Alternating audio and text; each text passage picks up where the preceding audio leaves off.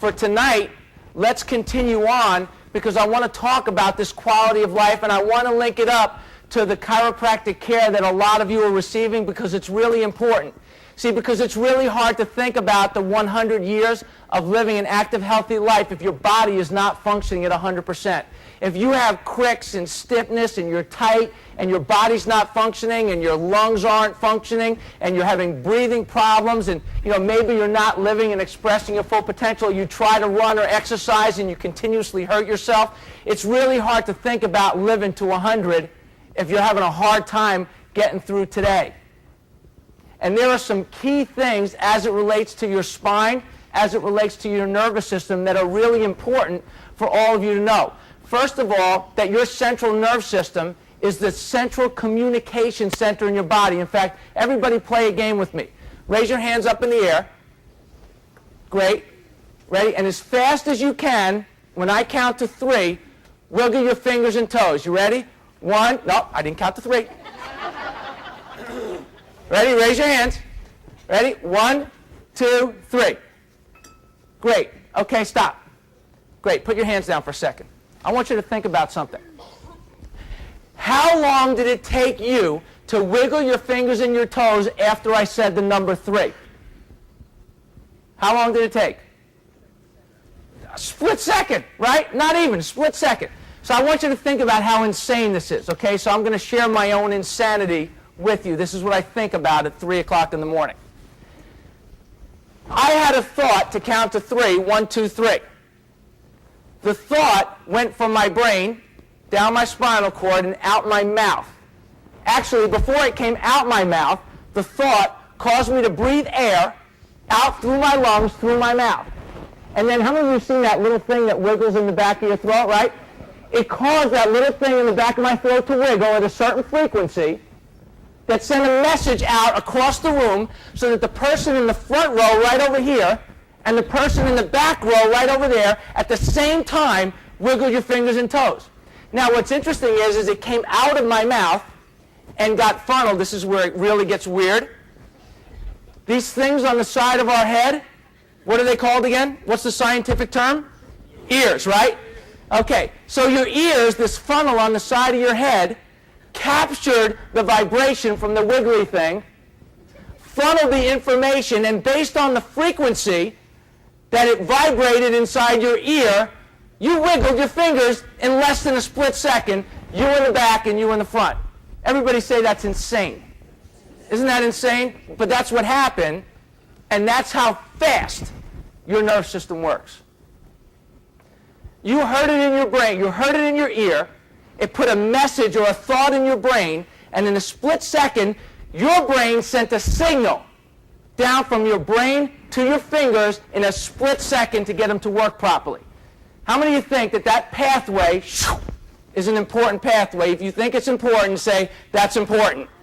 You better believe that that's an important pathway. It's the master communication network in your body. For you to live an active, healthy life, that communication system has got to be clear. It's got to be open. It's got to be working, and it's got to be functioning at 100% because it goes to every cell, tissue, and organ of your body. You think about for a minute, how many of you heard about, in fact, it's kind of a sad story. How many of you heard about what happened to Christopher Reeve? Remember Christopher Reeve? Who was Christopher Reeve? Superman, right? You know, all of our hero growing up was one of my heroes. Still today is one of my heroes. You think about what happened to Christopher Reeve. Christopher Reeve was riding on his horse, and he got bucked off his horse, if you remember. And he landed on his head, and he broke his neck. He broke his neck, didn't he? What did he break? His neck. And as a result of breaking his neck, his body from that point down stopped functioning. True or not true? And what was interesting was, I remember seeing the interviews by all of the media people with Christopher Reeves, because he did so much to raise money for spinal cord research and so much for humanity as a result of his injury. And I remember that he was sitting there, and I'm watching him breathe. And they talked about how his lungs didn't work, that he needed a ventilator. How many of you remember that, right? So what he would do is he'd the ventilator would fill up his lungs, and then he would talk and talk and talk and talk and talk and talk and talk and talk and talk. And he'd have to wait until the ventilator filled his lungs up again, and then he'd talk and talk and talk and talk. Because when he injured his neck, it cut off the communication to the lungs. And you say, well, if I were to ask you, but wait a second, did he hurt his lungs? Did he hurt his lungs? What did he hurt? His neck. You know, here he is, he's laying in a chair, or he's sitting in a chair, and he can't use his legs.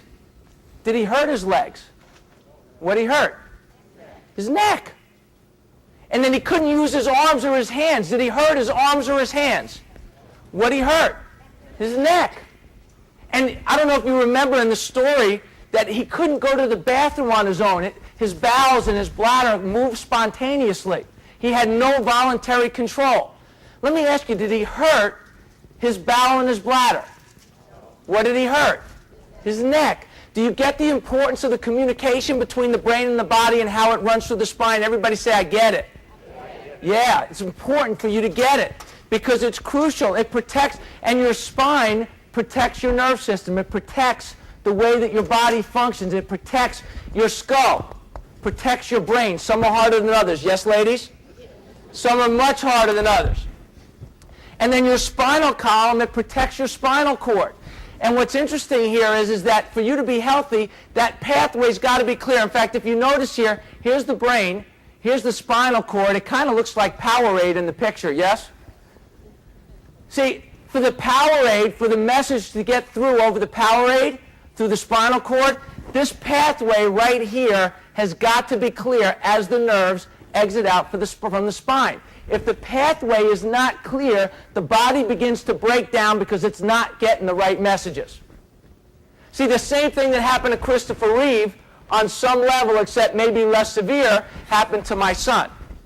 Except instead of a broken neck, it was severely misaligned, putting pressure on the nerve, choking off the nerve, not allowing the Powerade, the power to really get through. And you know what a lot of us do is we wait for a crisis to take care of our spine. How insane is that? That's crazy.